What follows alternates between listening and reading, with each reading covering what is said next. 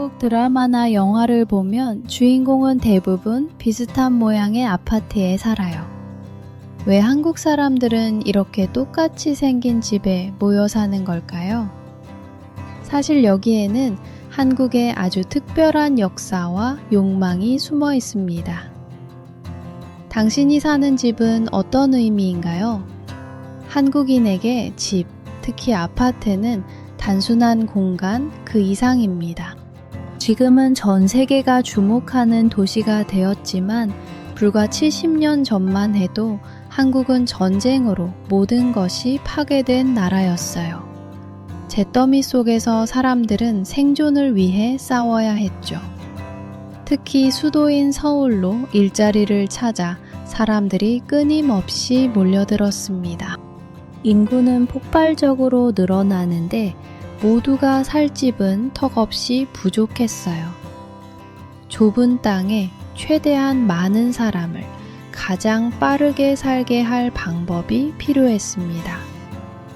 바로 그때 한국의 풍경을 완전히 바꿔놓을 해결책이 등장합니다. 바로 아파트였죠. 1960년대와 70년대 정부 주도로 거대한 아파트 단지들이 세워지기 시작했어요. 당시 사람들에게 아파트는 혁신 그 자체였습니다. 지저분한 골목과 불편한 공동 화장실에서 벗어나 깨끗한 수세식 화장실과 따뜻한 물이 나오는 현대적인 공간이었으니까요. 아파트로 이사하는 건 가난을 벗어나 중산층이 되었다는 하나의 증표와도 같았어요. 우리도 이제 남들처럼 잘 살게 되었구나 하는 성공의 상징이었죠. 아파트는 단순한 집이 아니라 한국인들의 코리안 드림이 담긴 공간이었습니다. 이런 인식은 세대를 거치며 더욱 강해졌어요. 특히 한국의 독특한 단지 문화가 아파트 선호도를 굳히는 데 큰 역할을 했습니다. 한국의 아파트는 건물 하나만 덩그러니 있는 경우가 거의 없어요. 보통 수십 개의 아파트 건물이 모여 하나의 거대한 단지를 이루죠.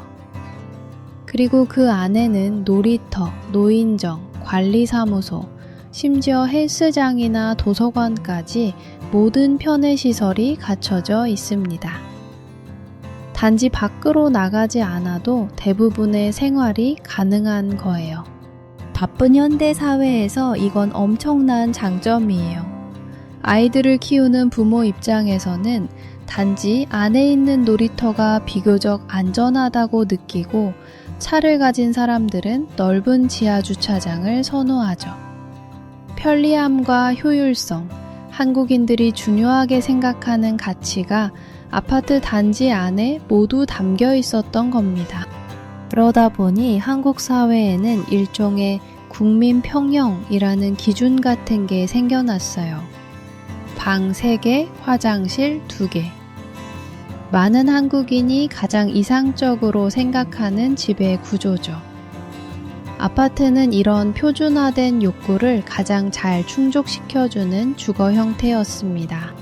내 친구가, 내 직장 동료가 방 3개짜리 아파트에 산다면 나도 그 정도는 되어야 한다는 무언의 압박감과 동질감이 작용하는 거죠. 아파트는 이렇게 한국 사회의 표준이자 평균을 상징하게 되었습니다. 하지만 모든 것에는 빛과 그림자가 있는 법이죠. 모두가 아파트를 원하게 되면서 한국의 도시 풍경은 개성을 잃기 시작했습니다. 서울에 가든 부산에 가든 다른 어떤 도시에 가든 어디서나 볼 수 있는 비슷한 모양의 아파트들이 도시를 뒤덮었죠. 마치 거대한 성냥갑들이 늘어선 것 같은 풍경. 여행자들의 눈에는 신기해 보일 수 있지만 그 안에서 살아가는 사람들에게는 때론 답답함을 주기도 합니다. 내가 사는 동네만의 특별한 매력이나 이야기가 사라져 버린 거죠. 더 큰 문제는 아파트가 사람들을 나누는 기준이 되기 시작했다는 점이에요. 어느 지역, 어떤 아파트에 사느냐가 그 사람의 사회적, 경제적 지위를 보여주는 일종의 라벨처럼 여겨지기 시작한 겁니다. 이런 현상은 어른들뿐만 아니라 아이들의 세계에도 영향을 미쳐요. 같은 동네에 살아도 어느 아파트 단지에 사느냐에 따라 어울리는 친구 그룹이 나뉘는 웃지 못할 일이 벌어지기도 합니다. 보이지 않는 벽이 생긴 거죠. 모두가 새 아파트, 더 좋은 아파트를 원하면서 생긴 또 다른 부작용도 있어요. 바로 재건축 문제예요. 지은 지 20-30년만 지나도 낡았다고 생각하고 기존 아파트를 부수고 더 높고 더 새로운 아파트를 짓는 일이 반복돼요. 이 과정에서 평생을 살아온 터전을 떠나야 하는 사람들이 생겨나고 끊임없는 건설 폐기물로 인한 환경 문제도 발생하죠. 더 새 것을 향한 욕망이 만들어낸 그림자입니다. 아파트 생활의 대표적인 스트레스도 빼놓을 수 없죠. 바로 층간소음 문제입니다. 위층 아이들이 뛰는 소리, 의자 끄는 소리가 아래층에 그대로 전달되면서 이웃 간의 갈등이 끊이지 않아요. 벽 하나를 사이에 두고 수백, 수천 가구가 모여 사는 아파트의 구조적인 한계 때문이에요. 편리함을 얻은 대신 우리는 이웃과 부딪힐 수밖에 없는 운명을 갖게 된 셈이죠. 편리함과 성공의 상징이었던 아파트. 하지만 이제는 획일적인 풍경과 사회적 갈등, 이웃과의 문제 등 여러 가지 고민을 안겨주고 있습니다. 그래서일까요? 최근에는 조금씩 변화의 바람이 불고 있어요. 특히 젊은 세대를 중심으로 꼭 아파트에 살아야 할까? 라는 질문을 던지는 사람들이 늘고 있습니다. 남들과 똑같은 구조의 집이 아니라 나만의 개성을 담을 수 있는 집을 찾기 시작한 거죠. 오래된 주택을 고쳐서 자신만의 스타일로 꾸미거나 도시를 떠나 한적한 곳에 작은 집을 짓기도 해요. 획일적인 아파트 문화에 대한 작은 반란처럼 보이기도 합니다.